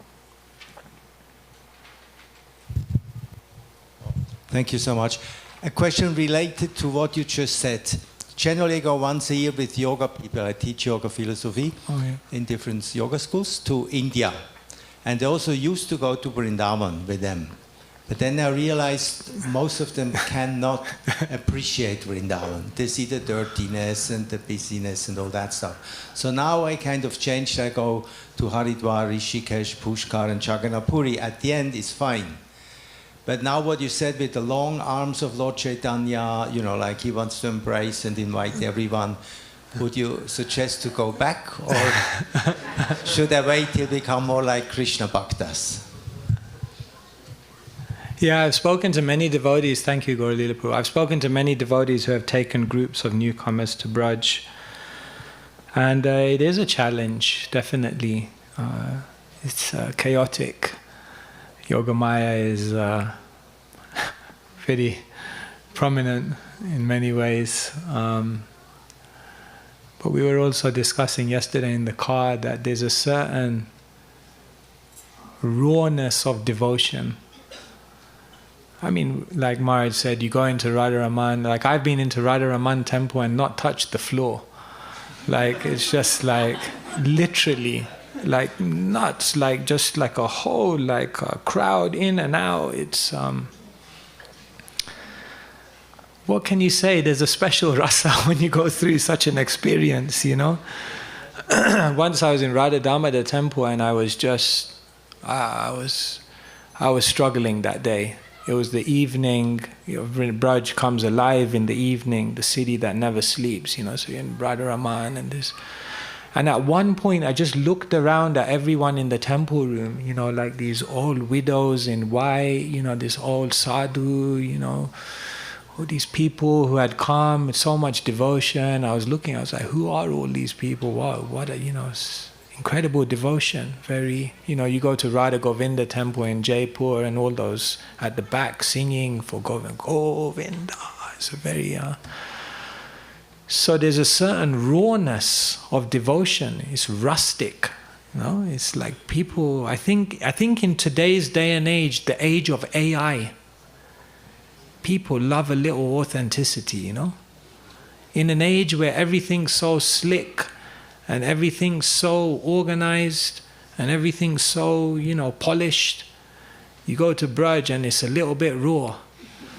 And you're kind of like, finally, I've arrived at a real place.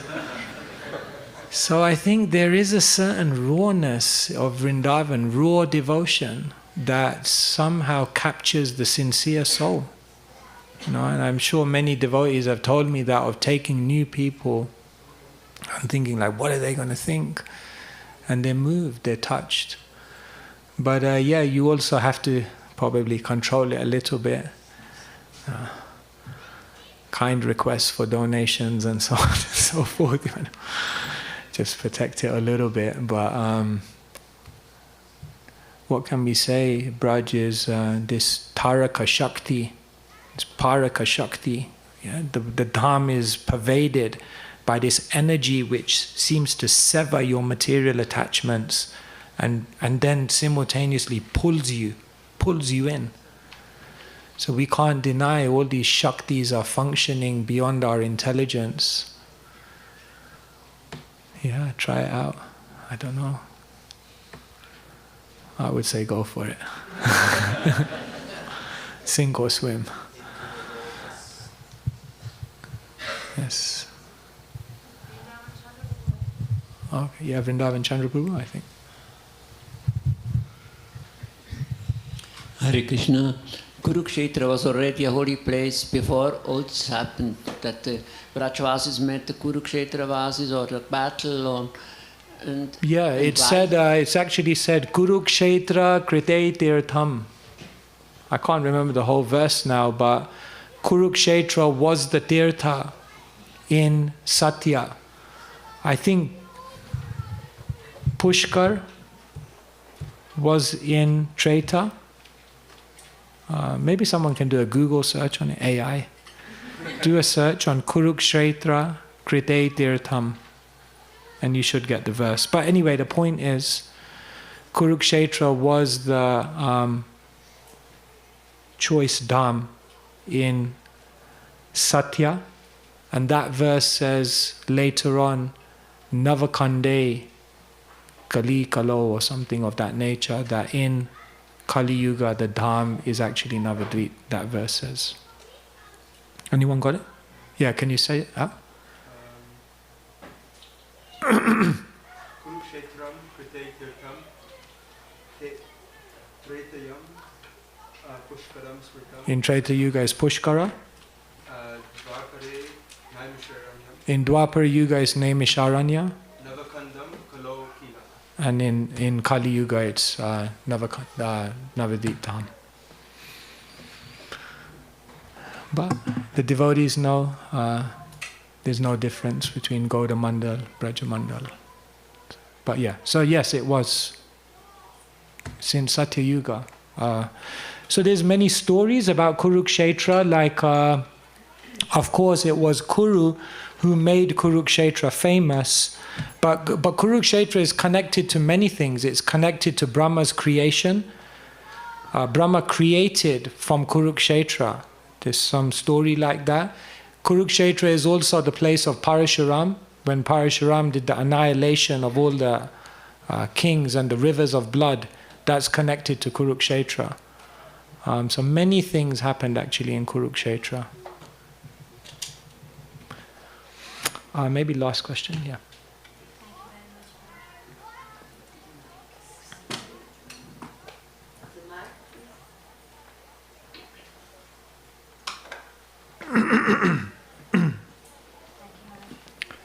For submerging us in the sweetness of Braj. The past few months I've been thinking about how Krishna consciousness is so much more than what meets the eye. And I was thinking in relation to my personal practice about the sweetness of Braj and moving from the mind space to the heart space, and how Krishna consciousness is so much more than the ritualistic aspect sometimes that we might get entangled in. And I found one thought pattern that I had that I feel forever like a work in progress. And when that happens, then of course there is this yearning to enter Vrindavan. And I'm just wondering if in a way, Krishna consciousness is a path of yearning at the end. So that's, yes. Yeah. It's like for example, when a husband and wife have an argument, I don't know why I give these examples. I like zero realization, but I've heard. Then so many things can be said back and forth, but eventually when the lady cries, it's like that's the end of it, right? It's like then you can't do anything, right? So it's like that, no? Like the gopis were separated from Krishna and so many things, but then eventually they just cried for Krishna. So it's a path of crying. We can hear Govinda Maharaj who will ask you, are you crying for Krishna? Are you crying? He said, those who have cried for Krishna got Krishna. So yeah, Prabhupada says in purports, to cry for Krishna is the last word in love of Godhead. Govinda Maharaj will say, we are not opening temples, we are opening crying houses. So yes, you have to, it's longing, that's where we'll come to. It's crying, otherwise we just cry for the things of this world. There's the cry of the samsarika, the person who's caught in samsara, crying for so many things of this world. Then there's the cry of the sahajya, the cry of attention, the cry of wanting reputation.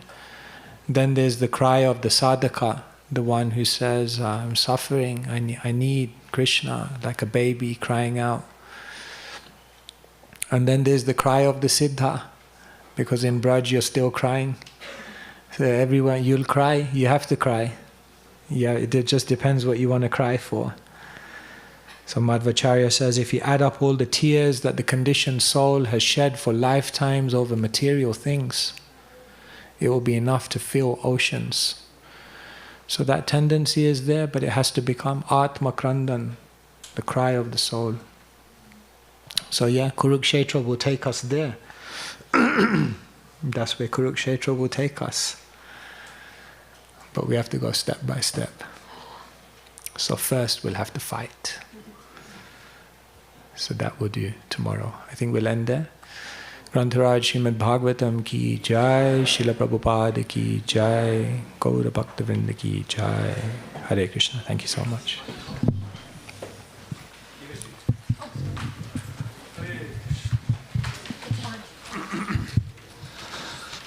Hare Krishna.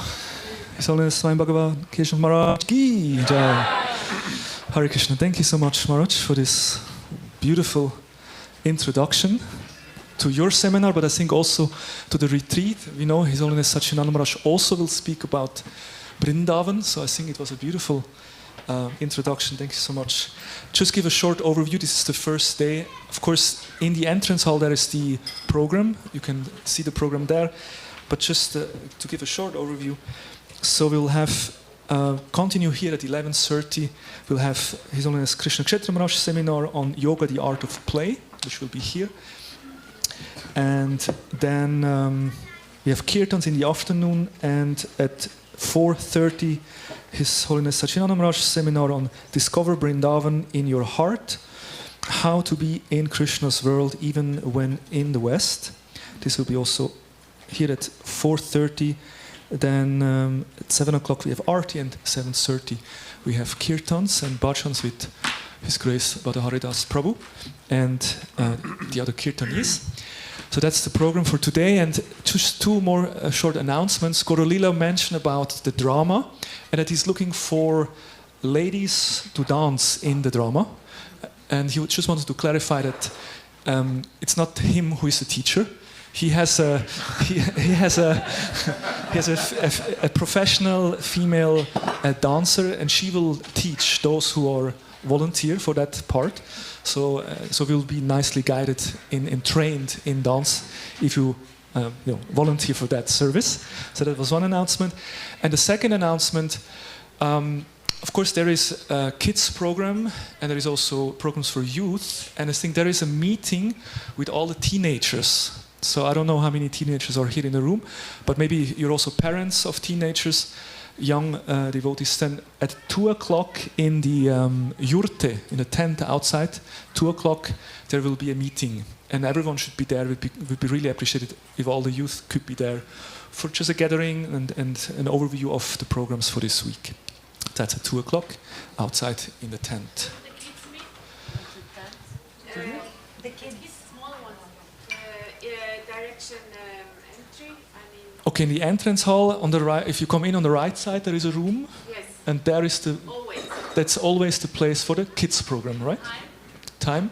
When the classes start. Okay, so whenever there is a seminar in the temple room, there will be a kids program on the room which is on the right side in the entrance hall. That's the kids.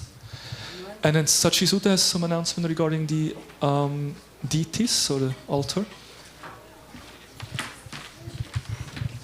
Hare Krishna.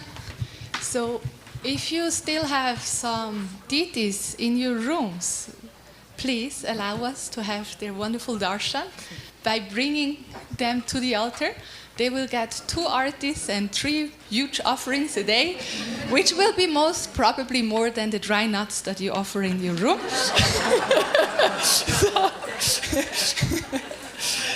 And if you bring them, please do so now before breakfast, and then we can arrange them properly on the altar. Thank you very much. And if you decide not to bring them, and if you prefer to worship your dear lords in your rooms, please don't do so with incense and lamps and so on, because we have fire detectors that are very sensitive, and the fire brigade, they will come from down the valley all the way up here if there is alarm, and we don't want that. So, yes, thank you very much.